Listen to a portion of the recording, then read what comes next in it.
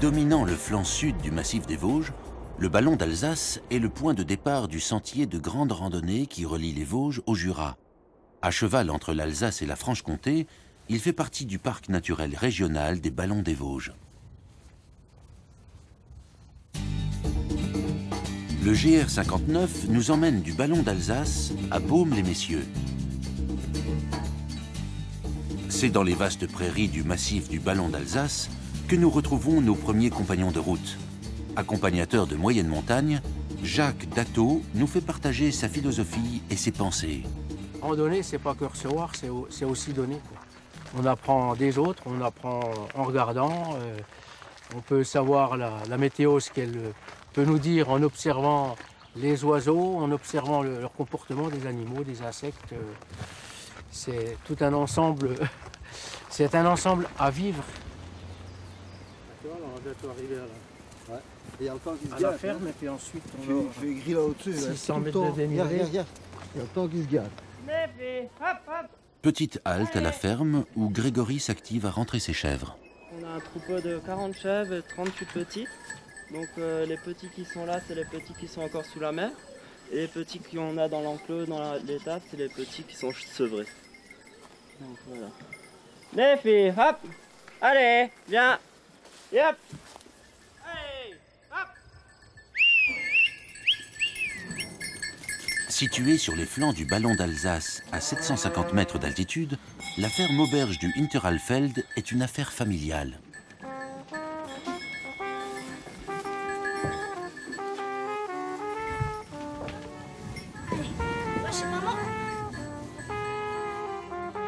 Adèle, la petite dernière, apporte des soins constants aux chevreaux, comme une lutte contre leur destin tragique. On retire nos morceaux de chevreau. Janine, Marie-Louise et Alexandra leur réservent un sort plus succulent. Disons la sauce, on prélève du jus de cuisson, de la marinade. On l'épaissit un peu et on met un peu de vin rouge. Enfin, c'est un style de sauce grand veneur, disons, avec un peu de cognac. C'est un peu secret de maison quand même. C'est des recettes à l'ancienne que nous on a de nos parents. On garde que les femelles pour la reproduction. Et donc les petits mâles, on ne peut pas tous les garder. Donc il faut se faire une raison. Ah ben, ça me faisait mal, hein, comme à l'âge de ma petite sœur. Hein. Maintenant, on s'y est fait. Hein. Maintenant, on le cuisine, donc on l'élève et on le cuisine, donc voilà.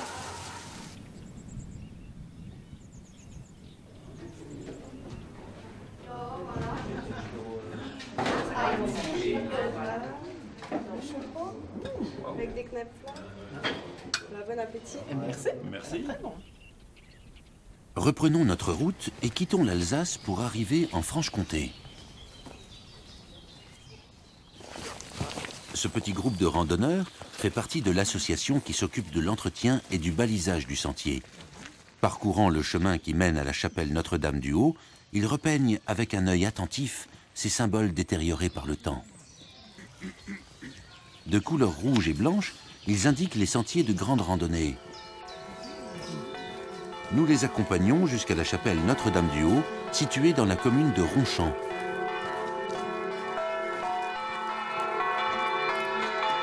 Construite en 1955, la chapelle est un élément majeur de l'art sacré contemporain, un lieu de culte imaginé par Le Corbusier. Le travail de l'architecte va au-delà de la conception de la chapelle. Comme peintre, il a également conçu et dessiné les motifs des vitraux et de la porte d'entrée.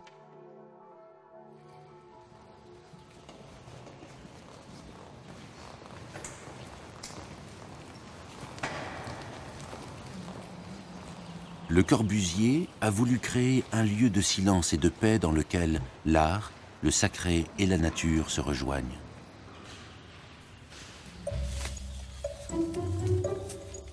En poursuivant notre chemin sur le GR59, nous faisons une rencontre insolite.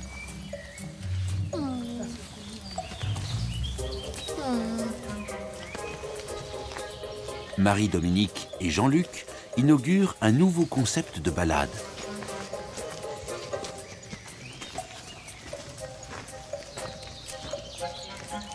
Je m'adresse beaucoup aux familles et aux enfants pour avoir envie de faire des efforts, avoir envie d'aller au-delà de ses habitudes. Donc il faut provoquer un effet de surprise. Donc le lama, c'est un bon vecteur. Et en plus, on habite dans une zone humide. Les ânes s'y plairaient pas. Notre terrain est fragile. Et le lama est beaucoup plus rustique. Le lama, c'est caractéristique chez lui et il induit la paix. Il est calme et il marche doucement. Il est sensible au son.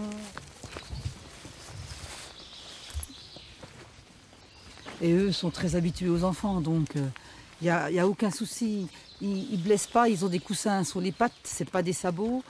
Ils sont grands, ils imposent le respect, ils sont un peu hautains. Donc effectivement, ils induisent le calme. Il a eu un petit peu peur, il a eu un peu peur,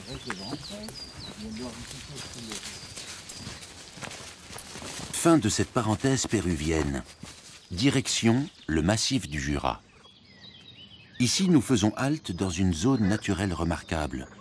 Le marais de Solno est un lieu privilégié pour observer la faune sauvage. Paul Flukiger, accompagné de Caroline Maffly, participe intensivement à la préservation de ce biotope.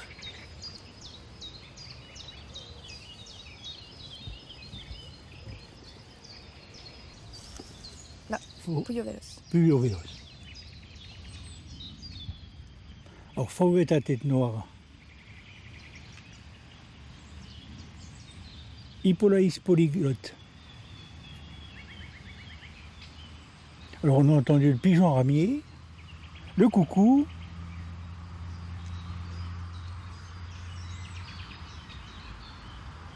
la fauvette à tête noire, la rousserolle et farvate, dans les joncs ici, là.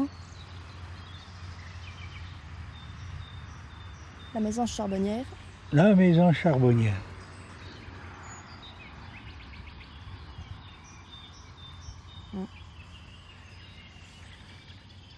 Comme quoi on peut faire un inventaire rien qu'en écoutant les chants d'oiseaux.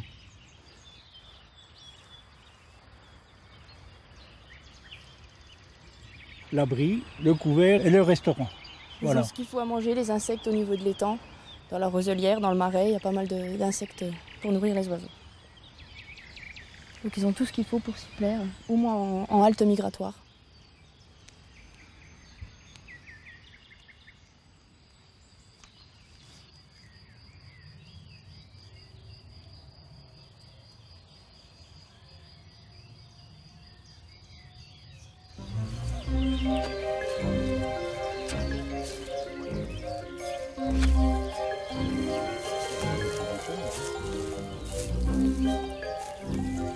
Suivons maintenant Frédéric, le frère de Paul.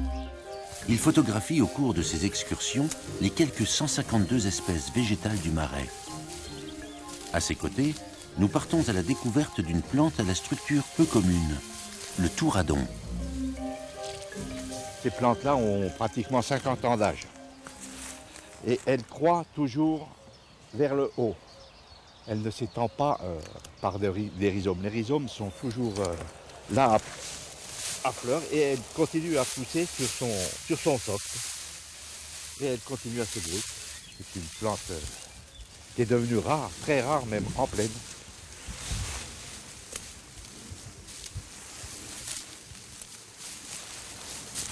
Le sol, on le sent vraiment spongieux. Hein.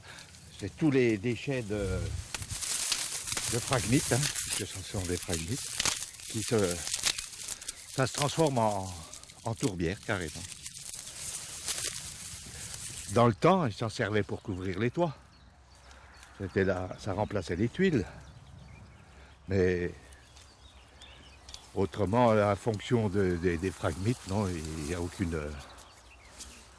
Maintenant, elles ne servent qu'à combler un vide, c'est tout.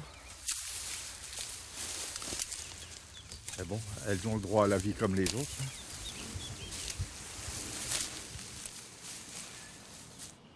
Prochaine étape, la jolie ville de Villers-Sexel. Cette petite cité de caractère abrite un château classé monument historique. Datant du 19e siècle, le château connut une histoire mouvementée. Aujourd'hui, on peut le visiter. Bonjour Philippe. Et être accueilli par Jean-Pierre Potet, le maître des lieux. Gentil à vous d'être venu jusqu'ici. Entrez donc. Quel plaisir. Bonjour. Voilà. C'est ici que vous allez pouvoir nous montrer votre talent, mon cher Philippe. L'édifice, superbe copie de style Louis XIII, aurait été construit par deux architectes prestigieux, Charles Garnier et Gustave Eiffel.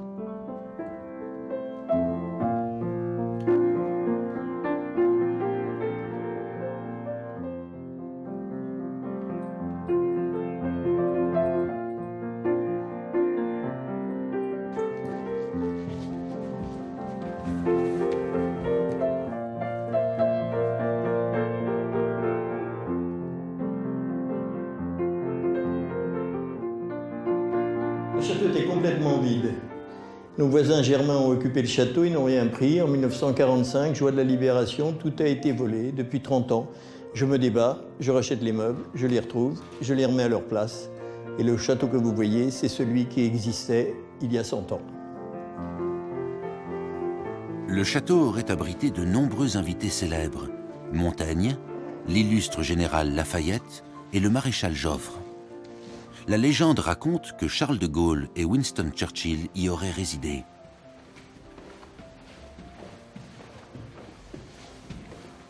Le château, c'est la démesure, c'est 1 hectare de toiture, c'est des longueurs immenses, c'est plus particulièrement une ossature métallique de Gustave Eiffel qui permet d'avoir une maison étonnamment ouverte et très peu de murs porteurs. Et si la visite vous a convaincu, sachez que vous pouvez passer la nuit dans les lieux de nos illustres ancêtres. Ça y est, vous avez terminé? Ben non, mais Titi, t'es le maître. Allez, Titi, aide-moi comme il faut. Mets comme il faut bientôt. Allez, tire comme il faut. Voilà. Voilà. Voilà, c'est parfait. Ton oreiller, il est bien. Allez, c'est prêt. Quittons la plaine pour arriver sur les premières pentes du massif jurassien. Le paysage change radicalement. Chaîne de plissement, le Jura a donné naissance à un type de relief bien spécifique.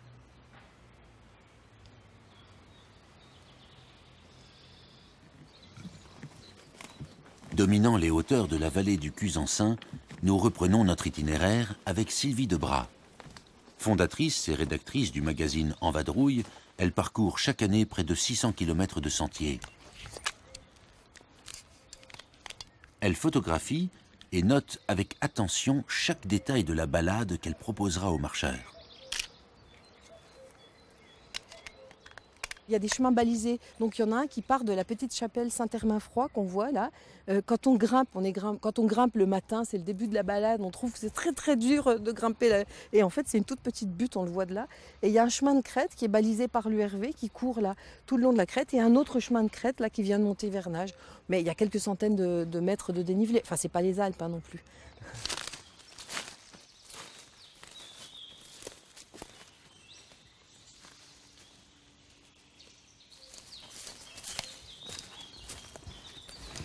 Alors là, c'est un bel exemple de géologie jurassienne. On est sur un lapiaz jeune, c'est-à-dire une table de calcaire qui est en train de se fissurer, de s'entailler.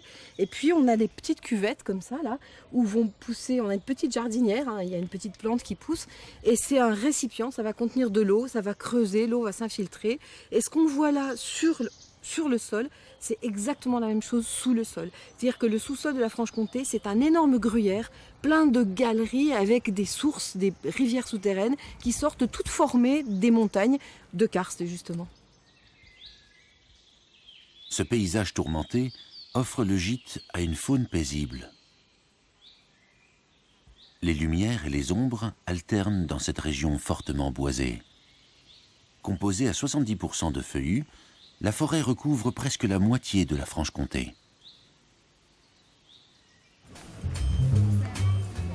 Jacques Lacoste, dessinateur, nous fait découvrir les endroits qui l'inspirent dans notre étape la plus urbaine, Besançon.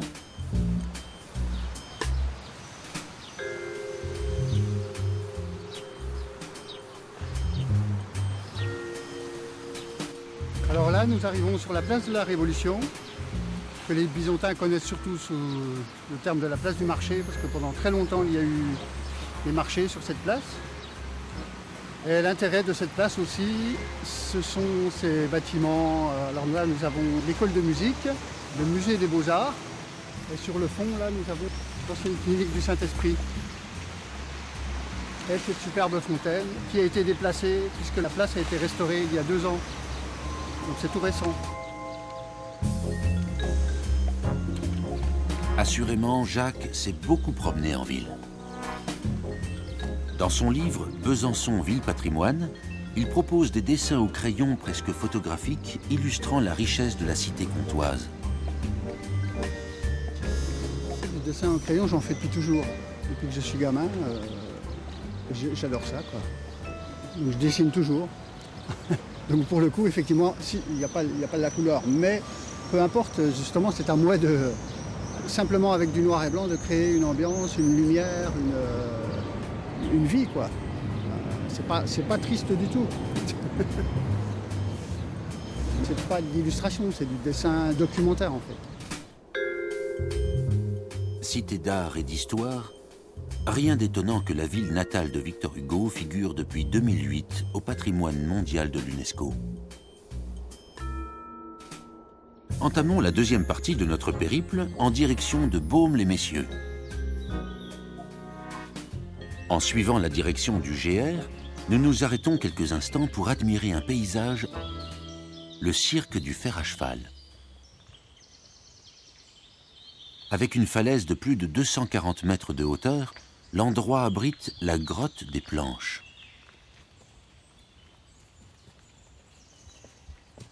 Respectivement guide et spéléologue, Jean-Yves Perrier et Roger Lutz nous offrent l'occasion de pénétrer dans un monde souterrain mystérieux et d'y observer des formations rocheuses inconnues à la surface. Découverte en 1813, la grotte porte des traces attestant du passage des hommes durant la préhistoire. Aujourd'hui encore, elle n'a pas fini de nous livrer ses secrets.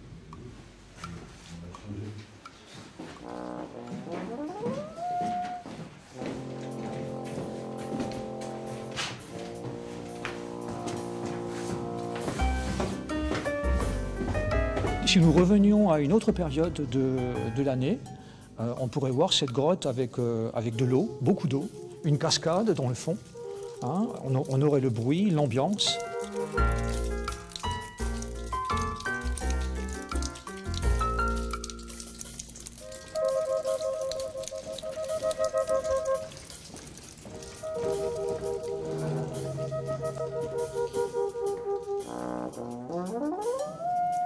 Donc ce siphon est régulièrement parcouru par des plongeurs, hein, dont le but est d'explorer les galeries post-siphon, qui se trouvent derrière ce siphon. Ces galeries actuellement connues font environ 6 km de longueur. Le potentiel réel de cette grotte est de plus de 60 km.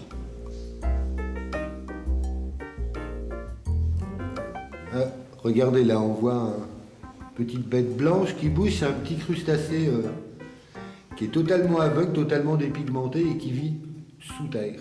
Et il vit uniquement sous terre parce que s'il sortait, il mourrait tout de suite brûlé par les rayons solaires. Une grosse crue nous a apporté 2 grenouilles qui sont prisonnières au fond d'un trou. Donc elles ne vivent pas dans la grotte, elles survivent, quoi, on va dire.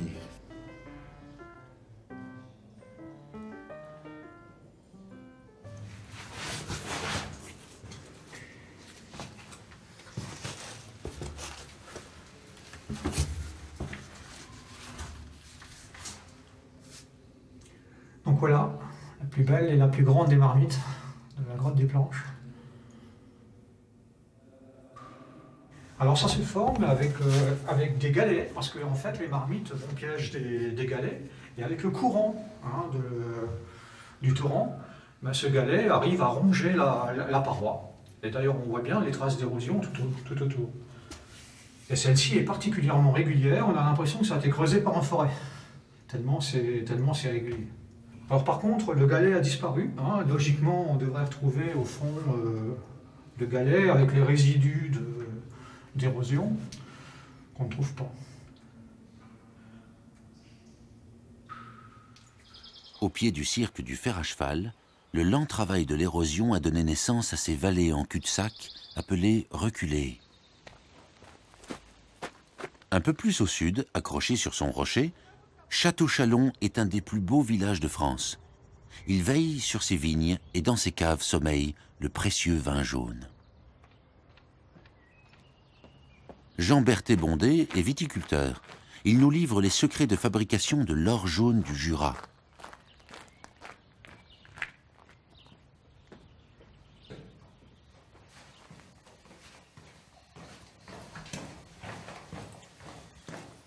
Voilà, je vais procéder au contrôle d'un fût de Château-Chalon. Alors le Château-Chalon, c'est un vin jaune, hein, bien sûr. Donc il est élaboré à partir du cépage savagnin, élevé pendant 6 ans en fût. Alors on l'appelle vin jaune parce que, au bout de 6 ans de fût, il est un petit peu plus coloré quand même que les vins blancs classiques. Alors une fois que le Château-Chalon est en fût, dans ces conditions-là, il y a des arômes typiques qui apparaissent assez vite. Des arômes d'amandes, de noisettes, de noix. Et là, ils sont bien décelables. On a un joli vin qui a pris un bon départ, qui n'est pas abouti encore, puisqu'il faut attendre 6 ans, hein, mais là, il est très bien. C'est presque la partie olfactive qui est la plus importante dans la dégustation. On décèle déjà beaucoup de choses au nez. Mais voilà un fût qui est bien et qui peut rester là encore 5 ans avant d'être mis en bouteille.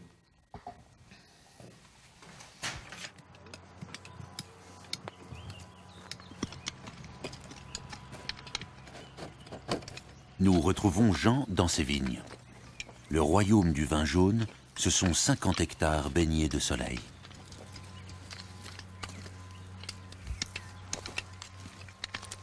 Donc là, on a un sol assez pierreux. Hein, c'est un sol assez propice à la culture du cépage chardonnay.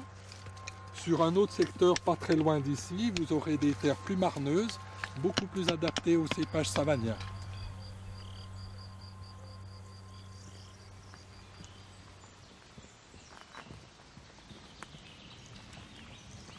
Retour sur le GR 59.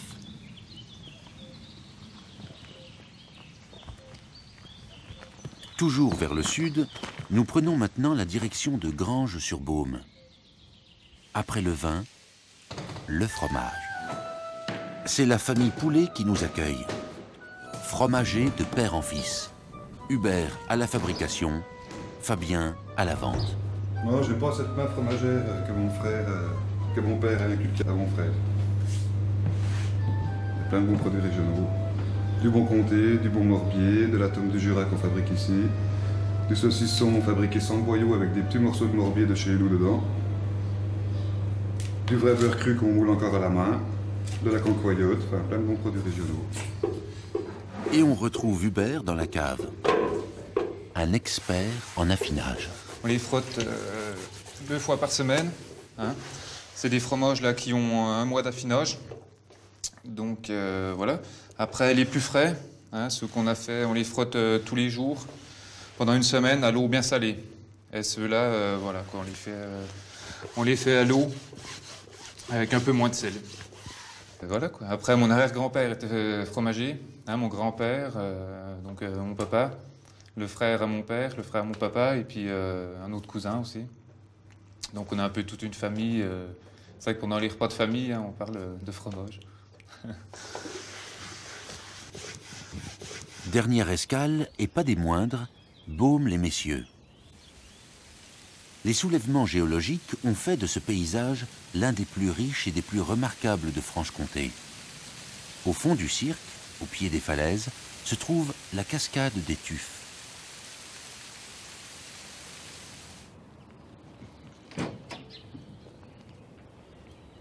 C'est dans ce cadre grandiose que Didier Favre nous invite à sa table. Au menu, salade de truite au savagnin.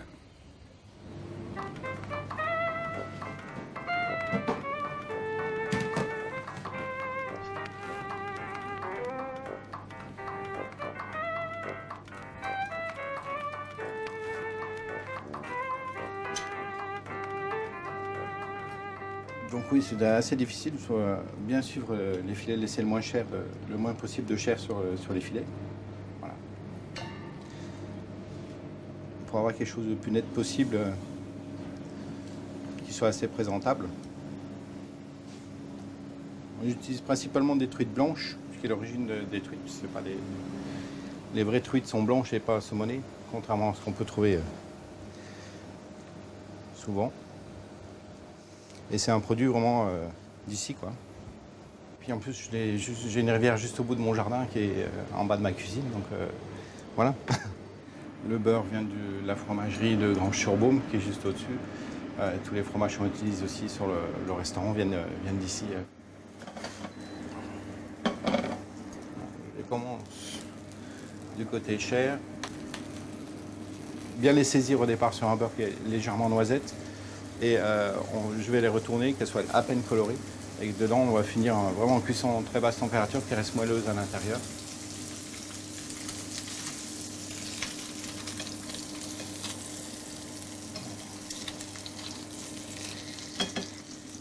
Un petit peu de poivre pour remonter un petit peu le goût.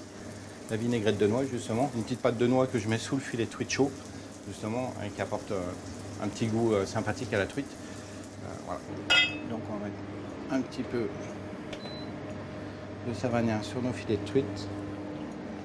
On va apporter un petit goût.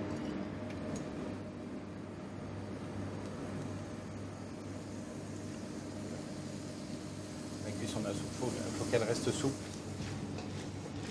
Donc on mélange bien avec une petite vinaigrette.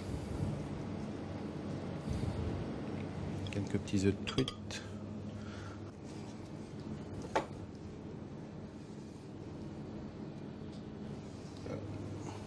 Donc, encore tiède, posé sur la salade.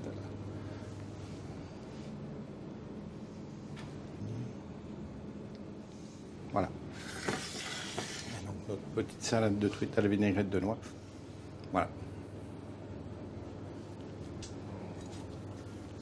Nous terminons notre périple devant l'abbaye de Baume-les-Messieurs. Nichée là depuis le IXe siècle, elle est la destination finale de notre randonnée. Un voyage de 180 km, trait d'union entre deux massifs, les Vosges et le Jura.